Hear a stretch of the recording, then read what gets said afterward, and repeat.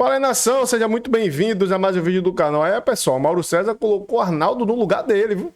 Colocou no lugar. Quando o Arnaldo falou, né, falou aí no debate que o Flamengo colocou time completo e o Mauro César rebateu na hora que o Flamengo não colocou o time completo, o time foi mesclado. Vamos ver esse corte aí, beleza? Espero que você goste, se gostar já sabe. Deixa aquele like e se inscreva no canal se for da vontade de vocês, claro, primeiramente. Então, chega mais. Paulo, no tempo que ele ganhava tudo. O que aconteceu quarta-feira? E vou mais além. O Flamengo. E vou mais além. O desprezo aos estaduais, daqui a pouco não vai caber mais. Porque do jeito que o futebol brasileiro está organizado, com o Flamengo ganhando tudo e vai ganhar cada vez mais, e talvez o Palmeiras acompanhe, o resto, meu amigo, é para disputar Campeonato Paulista. O Campeonato Paulista, os campeonatos estaduais vão ganhar importância para o resto. Porque é o que vai sobrar. Enfim. Tudo bem, esse discurso é lindo e ele faz sentido, mas que a gente possa comparar Flamengo, Palmeiras e Cruzeiro só, que é a proposta do Mauro. O Tite e o Abel estão com problemas, mas o Felipe Luiz só não está com problema porque ele ganhou do Vasco e ele foi obrigado a trabalhar na quarta-feira. Né? Não era para ter o planejamento ideal e só começar contra o Fluminense. O que aconteceu na quarta-feira?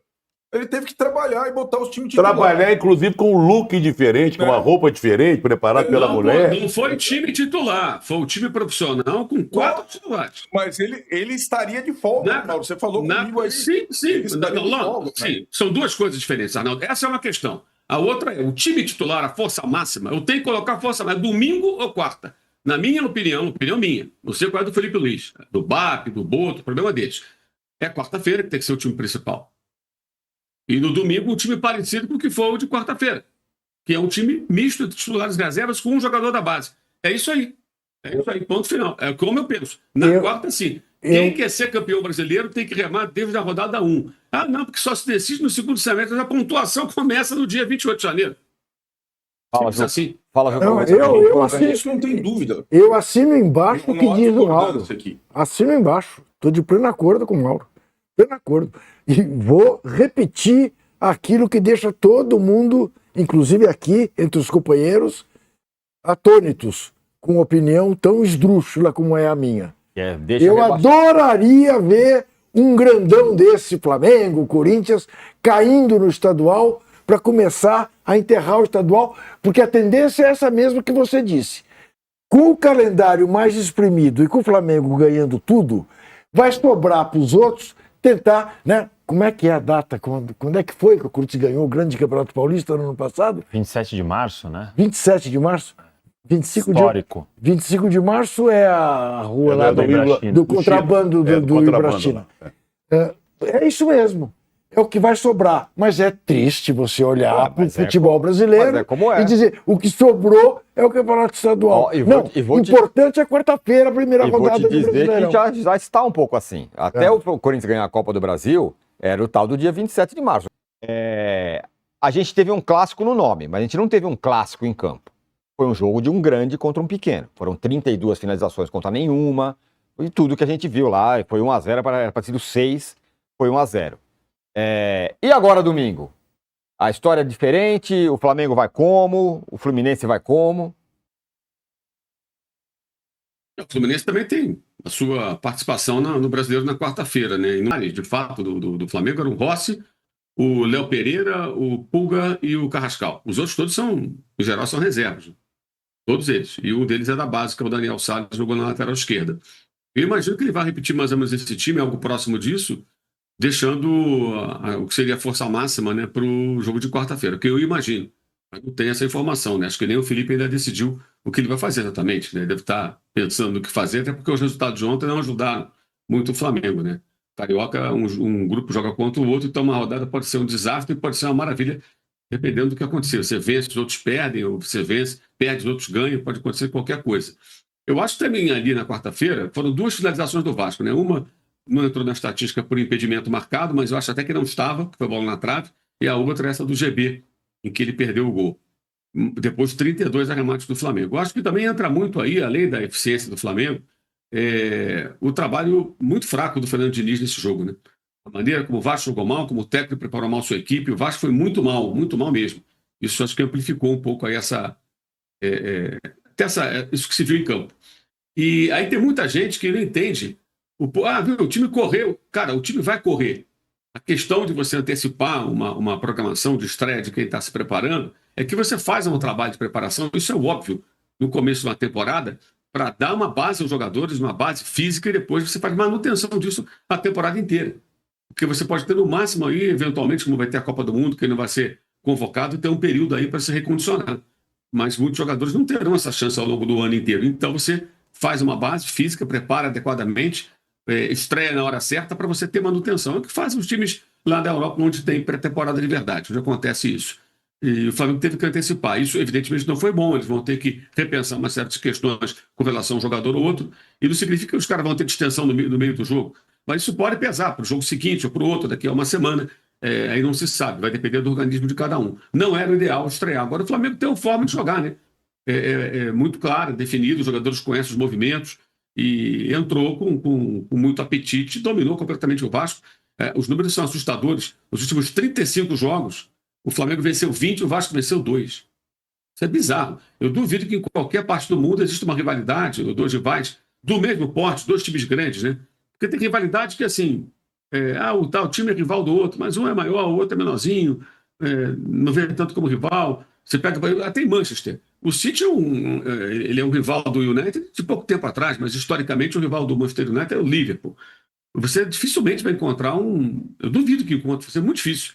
E dois rivais são considerados no seu país times grandes, né, tradicionais, campeões, de enormes torcidas, com uma disparidade dessa.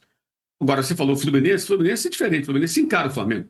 Ele perde, ele ganha do Flamengo. Ele ganhou final, 2 finais estaduais do Flamengo agora há poucos anos. Ele venceu o último Fla-Flu por 2-1 naquela pataquada do Rossi. Ganhou o jogo. E jogou melhor. Então é outra história. O Fluminense sempre é diferente. Mas eu imagino que o Flamengo joga com um time parecido. Eu tenho ficado espantado um pouco, Tino, com algumas sugestões estapafúrdias que nascem a partir desse imaginário domínio do Flamengo, que você repete toda hora. Que ele, na verdade, não existe. O Flamengo ganhou os 2 campeonatos ano passado, mais importantes, mas ele não ganhava o Brasileiro há alguns anos, ele não ganha a Libertadores todo ano. Não é assim. Ele faz fases de grupo da Libertadores ruins, corre risco de rebaixamento. O Flamengo pode ser que venha a ser dominante, não sei se vai ser, mas ele não é tão dominante assim como você fala. Tá? Ele está numa fase muito boa, ele pode até conseguir chegar nesse patamar, mas não chegou. Mas o que me espanta é que surge uma preocupação com relação a esse possível domínio. E essa preocupação, em outros momentos de domínio de outras equipes, de outros clubes, ela não existia. Ela não existia. Nos tempos do domínio do São Paulo, do Corinthians, do Palmeiras, da Parmalat, por exemplo, não existia. Nunca existiu. E agora fica esse discurso, não, tem que reequilibrar, temos que encontrar maneira de equilibrar. Isso é defender os incompetentes gestores que colocam times como o Vasco no buraco. Lembrando que o Vasco é um time em recuperação judicial, que está vendendo o Ryan por 35 milhões de euros e contratando 2 jogadores do exterior, o Brenner e o Rinestrosa. O Rinestrosa estava já dentro do Boca Juniors praticamente, o Vasco foi lá e atravessou o time argentino. Ou seja, ao mesmo tempo que o Vasco oferece deságios de 90%, 92% para os seus credores, como o Valdir Bigode, ele contrata jogador em recuperação judicial e não usa o dinheiro que vai arrecadar com a venda do seu principal jogador para pagar a parte das suas dívidas. É por isso que o Vasco está nesse buraco. E é por isso que o Flamengo amassa o Vasco. A explicação está fora do campo, vem lá de fora do campo. Um clube tomou vergonha na cara, passou a ser bem gerido e passou a ter dinheiro, organização, pagar em dia, não ter o credor batendo na porta cobrando, poder contratar melhores jogadores, e o outro vive nessa roda viva maluca, independentemente de quem está no poder. Sai presidente, entra SAF, entra outro presidente. São 2 ex-presidentes ex-jogadores, o atual e o Roberto no passado. O Roberto não fez uma boa gestão. Não foi só o Eurico Miranda. O Eurico Miranda certamente é o principal vilão dessa história do Vasco, que levou o Vasco para essa situação. Mas outras más gestões aconteceram. Teve ex-médico do clube, várias pessoas passando pela presidência e nenhum deles fez, de fato, uma grande gestão. Então, a explicação dessa disparidade, que espanta todo mundo, é muito fácil de identificar. Ela vem de fora do campo. A gestão leva ao que acontece dentro do campo. E o Flamengo e o Vasco são antagônicos nesse quesito. Sim, concordo. E para acrescentar, tem o Botafogo, né? Que também tem o Botafogo que surfou agora, e não sei o quê, e agora tá devendo todo mundo. É que, assim, o meu ponto sobre o domínio do Flamengo, que, de fato, acho que vai acontecer fatalmente nos próximos anos, aí se não está acontecendo como deveria, é que os outros domínios que você cita, Mauro, eles nunca foram desse jeito. Nunca, e eu não tô defendendo que tem que reequilibrar, que tem que dar dinheiro. São Paulo ganhou 3 vezes o Brasileiro. Não, sim, eu tô falando No assim. ano anterior ao Tri ganhou uma Libertadores e um Não, Mundial. sim, São eu acho que 4 anos de ouro. Não havia esse discurso, Tirone. Não, eu concordo. tinha, Não havia mesmo. Não, o São Paulo está ganhando tudo, temos que fazer alguma coisa. Eu concordo com você. Tem sugestão aparecendo que Sim, eu acho bizarro isso. Tinha discussão, sim, acabar com os pontos corridos. Isso tinha discussão, sim. É que a nossa memória é fraca. Mas só uma coisa, o meu ponto é outro. Eu acho que a diferença que existe hoje, e aí eu... Não era igual. Nem memória fraca não, Arnaldo. Não era assim, não. A diferença que existe hoje, rapidamente. Podemos discordar até a morte. Mas que não era igual, não era igual, não. Sobretudo em São Paulo, com o Corinthians. Só rapidamente, só para não esticar muito esse assunto. Eu acho que tem uma diferença agora, e não significa que eu acho que tem que reequilibrar, que o Flamengo tem que dar dinheiro para todo mundo, não é isso, não. Mas o que a gente está vendo agora, primeiro, é um domínio maior do que normalmente é. O Flamengo já está dominando o futebol há 6, 7 anos, e junto com o Palmeiras aí, e isso tende a chegar a 10, 15 anos. Isso nunca aconteceu. Nem o Santos do Pelé era assim. Esse é um ponto. E o outro é que, do ponto de vista financeiro, o Flamengo arrecada o dobro do São Paulo. Por culpa de tudo que a gente está vendo no São Paulo? Sim, por culpa de tudo que está vendo no São Paulo. Isso nunca havia acontecido. Sorte do Flamengo e competência do Flamengo, é só isso. O jeito que é agora, isso nunca tinha acontecido. Essa diferença tão grande. E a culpa é do São Paulo, dessa turma que está lá roubando o São Paulo. Mas o ponto é, enquanto se discute ideias de jirico, claro, você tem razão. Que tem ideia de jirico, parecendo, como diria minha vovozinha, né? Cara, pelo amor de Deus, tem que cobrar desses caras que fazem a má gestão. Claro, evidente. Quem fala da situação do Vasco? Eu sou um dos poucos que fala, cara, é um absurdo, gente, o Vasco quer pagar o Valdir Bigode com um deságio absurdamente alto, aí vende o jogador, pega o dinheiro, vai pagar dívida, não, vai contratar jogadores lá fora. O Vasco atravessou o Boca, cara, para tomar lá o colombiano do Atlético Nacional, o Rinestrosa. Então o Vasco vai no mercado e não arruma nada. Perde final com o Corinthians, toma sacode do Flamengo, já tomou de 6-1 do Flamengo. Não adianta, porque isso não vai resolver. Então essa má gestão explica o que acontece no campo. Perfeito. Aí fica todo mundo espantado, mas aí a explicação é muito simples, muito fácil de enxergar. Mas eu acho que a grande novidade, Tirone, e que talvez encaminhe soluções, é que, enfim, o Ministério Público, a polícia, né? Tá entrando, tá entrando. Entrou no Inter, prendeu o presidente, né? Entrou no Corinthians. Não, pessoal, eu fico rindo, não é rindo, é vendo o desespero, né? O Mauro está certo. Porque na época que os times de São Paulo estavam dominando, como exemplo aí, o Palmeiras, quando ganhou aí títulos seguidos, né?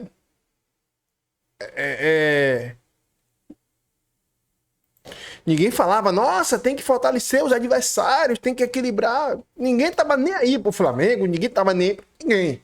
Mas agora que é a hora do Flamengo, que não é um time de São Paulo, aí fica esses comentários estapafúrdio, como o Mauro falou, porque não faz sentido, gente. O problema não é que o Flamengo está acima de todos, é porque os outros times não procuraram se organizar, como o caso um exemplo mais claro disso tudo é essa questão do Vasco. E também vou colocar um time de São Paulo, o Santos. Palmeiras não, porque Palmeiras financeiramente eles estão organizados. Santos e Vasco. O Santos contratou, trouxe o Gabigol, trouxe o Neymar. O Santos tem condições de pagar o salário do Neymar, do Gabigol? Não. Não. Por quê? Porque o time está também tá em uma situação também devendo bilhões aí, como o Sormani fala, né? Setorista do Santos. Pô, São Paulo também, outro exemplo. Tem condições de manter o Lucas? Não. Mas tem o Lucas no time. Quer dizer, eles não se preocupam com bastidores, eles se preocupam com o campo. E aí eles perdem nos bastidores porque quando a conta chega, ele joga para debaixo do tapete e deixa para a próxima gestão. E o Flamengo não fez isso. O Flamengo se organizou de 2013 para cá, né? Landim conseguiu também organizar e o BAP pegou já uma base, digamos que sólida, né? Entre aspas. Porém, o BAP potencializou essa base. Como? Não fazendo gastos à toa com jogadores que não vão, de repente, evoluir no elenco. Claro que o Flamengo não precisa de vender jogadores como os demais aí, né? O Flamengo não precisa disso. Mas também é bom vender jogadores, que agora venderam o Alessian, né? Pro Red Bull Bragantino, se não me engano, né?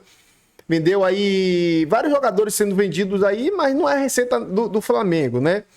Mas isso não quer dizer que o Flamengo é melhor que todo mundo. Isso foi um trabalho feito. Isso foi um trabalho feito lá de trás. Claro que agora transparece que o Flamengo domina tudo. Não, o Flamengo se organizou. Então se organizem para você chegar no dia, se conseguir, porque também é difícil, não só pelo tamanho do Flamengo, torcida, patrocínio, visibilidade.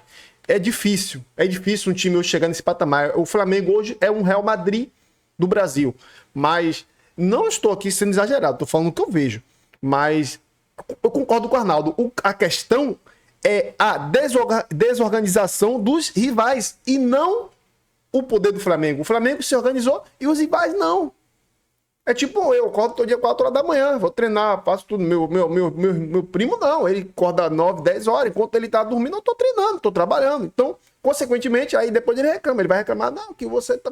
Não, mano, isso é uma coisa, você faça, continue o que você tá fazendo, eu vou fazer o que eu faço, que eu gosto disso.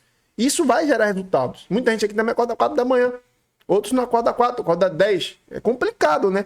Não julgando. Mas, então, é só pra fazer uma comparação, pessoal. Essa questão do Flamengo hoje, organização, beleza? Belo comentário do Arnaldo aí, ou do Mauro, perdão. O Arnaldo hoje, mais uma vez aí, né? O comentário dele foi uma narrativa esdrúxula, né? Que o Mauro derrubou por terra, né? Sobre aí, clássicos, né? Sobre, no começo do vídeo ali, né? Fazendo comparações que o Felipe Luiz votou a pulso e tal, não é. E falando que o Flamengo não colocou o time completo, o Flamengo colocou alguns jogadores. E se colocou, por isso que eu botei no título de ontem, o Flamengo entra com 50%. Imagine quando colocar o time principal, beleza? Tamo junto, abraço a todos, se cuidem, se inscreva, deixe seu like, compartilha suas opiniões nos comentários, dá uma olhada nos produtos que a gente está deixando para vocês. Se você não puder comprar esse produto, você compra o que você precisar, mas entra no Mercado Livre, pela Shopee, pelo link do canal que vai estar aqui na descrição, que você vai estar ajudando a gente com pouquinha coisa, mas qualquer ajuda de vocês são bem-vindas. Desculpe pedir algo assim, mas é só para tentar ajudar vocês e vocês também me ajudarem. Obrigado a todos, se cuidem, abraço, até o próximo vídeo.